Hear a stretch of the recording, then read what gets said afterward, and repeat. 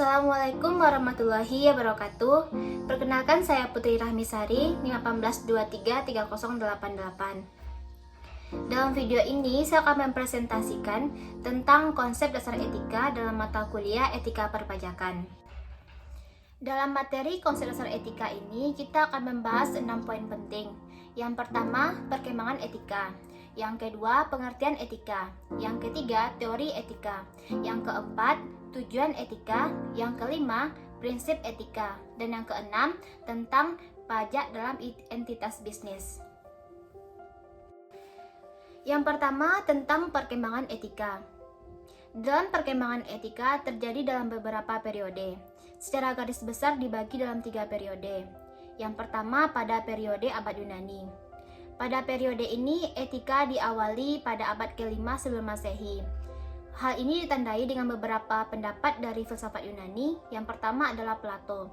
Plato mengatakan bahwa yang baik itu apabila ia dikuasai oleh akal pikiran, kemudian yang buruk itu apabila ia dikuasai oleh hawa nafsu. Kemudian ada pendapat dari Aristoteles, dan kemudian ada juga pendapat dari Nietzsche yang mengatakan bahwa etika itu sebagai ilmu menghimbau seseorang untuk memiliki moralitas. Kemudian masuk pada periode Arab. Dalam periode Arab ini, etika telah menggunakan Al-Quran dan hadis Nabi Muhammad SAW yang ditanamkan di dalam diri manusia. Kemudian masuk pada dalam periode abad modern. Pada periode abad modern ini telah terjadi perkembangan etika di dunia pendidikan. Namun terjadi penurunan etika yang salah satunya adalah penurunan nilai etika di kalangan aparat penegak hukum. Kemudian di dalam TAP MPR nomor 11 tahun 1993 bahwa sasaran pembangunan membutuhkan tenaga aparatur yang beretika. Materi yang kedua tentang pengertian etika. Etika berasal dari bahasa Yunani, yaitu ethos yang artinya karakter, watak kesusilaan, dan adat istiadat. Etika merupakan filsafat moral, yaitu ilmu yang membahas nilai dan norma yang diberikan oleh moralitas. Kemudian etika dikatakan sebagai suatu objek. Etika ini berkaitan dengan konsep yang dimiliki oleh individu ataupun kelompok untuk memenuhi apakah tindakan itu benar atau buruk. Kemudian etika dibagi secara dua. Yang pertama itu etika umum. Etika umum ini berlaku secara turun-temurun mengenai norma dan nilai moral yang bertindak secara etis. Kemudian yang kedua etika khusus atau disebut juga dengan etika terapan. Karena aturan normatif yang bersifat umum diterapkan secara khusus pada suatu kegiatan. Selanjutnya materi yang ketiga tentang teori etika. Teori etika ini terbagi 4. Yang pertama adalah teori egoisme. Teori egoisme ini mengatakan bahwa tindakan tuan perbuatan memberi hasil atau manfaat bagi dirinya sendiri. Kemudian teori yang kedua tentang deontologi. Dalam teori deontologi ini berpendapat bahwa baik buruknya atau salah benarnya berdasarkan akibat yang akan ditimbulkannya. Yang ketiga, teori utilitarianisme. Utilitarianisme ini berarti bermanfaat, yang mengatakan bahwa ciri pengenal kesusilaan adalah manfaat suatu perbuatan. Dan yang keempat, teori teonom. Teori teonom ini terbagi dua, yaitu teori teonom murni dan teori umum kodrat. Bahwa kehendak Allah merupakan ukuran baik buruknya suatu tindakan. Selanjutnya materi yang keempat tentang tujuan etika. Tujuan etika ini terbagi 5.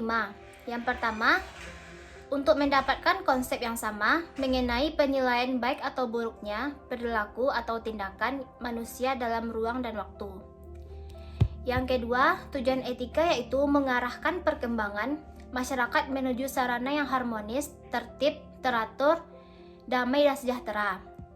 Kemudian yang ketiga, etika bertujuan untuk mengajak orang bersikap kritis dan rasional dalam mengambil keputusan secara otonom. Kemudian yang keempat, etika bertujuan untuk yang merupakan sarana yang memberi orientasi pada hidup manusia. Dan yang terakhir, etika ini bertujuan untuk mengatur manusia pada bagaimana menjadi lebih baik.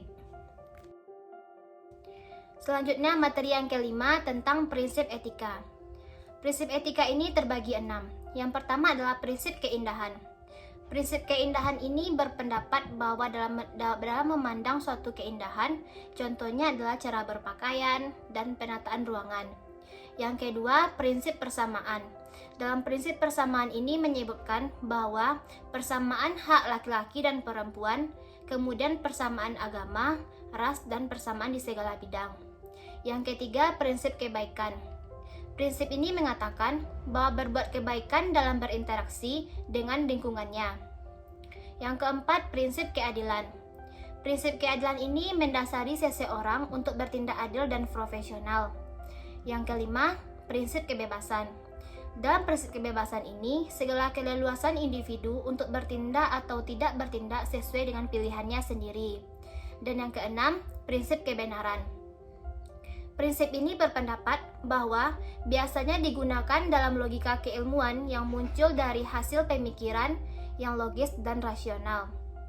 Dari keenam prinsip etika ini yang disusun dan muncul sebagai aturan hukum yang mengatur kehidupan, terciptanya keindahan, persamaan, kebaikan, keadilan, kebebasan, dan kebenaran bagi setiap orang. Kemudian masuk dalam materi yang keenam tentang pajak dalam entitas bisnis. Yang pertama kita ketahui, entitas bisnis atau perusahaan adalah suatu unit usaha atau kesatuan akuntansi yang berfokus pada berbagai macam aktivitas ekonomi dari unit itu sendiri. Kemudian berdasarkan undang-undang perpajakan, setiap orang berorientasi menjadi wajib pajak, baik itu wajib pajak orang pribadi maupun wajib pajak badan, maupun dengan syarat tertentu wajib melakukan pembayaran pajak.